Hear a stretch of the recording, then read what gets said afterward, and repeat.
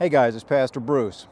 We had snow a couple of days ago, so it's pretty quiet out here on the playground today. As a matter of fact, I'm out here all by myself, alone.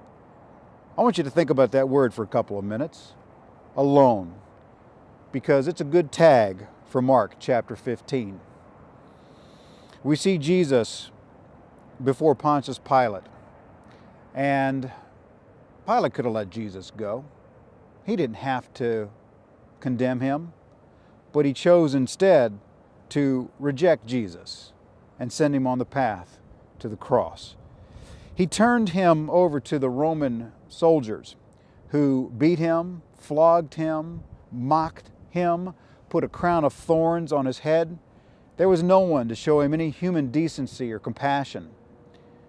Jesus was sent down the road carrying his cross, and when he collapsed under its weight, Simon was recruited to carry the cross. We see Simon's two sons mentioned in here, and it's believed that that's because they were known to the early church and, in fact, were probably members of the church.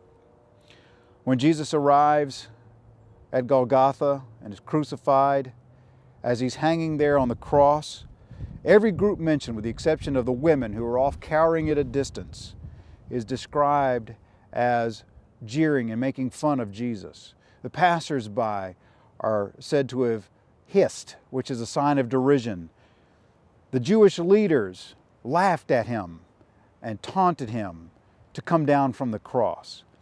And at that moment, a moment that had never been experienced before or since in all of eternity, when God the Father turned his face because he could not look upon his Son and the sin that he bore on the cross, at that moment of spiritual loneliness that no one has ever experienced, even then, Jesus was mocked and jeered by the crowd.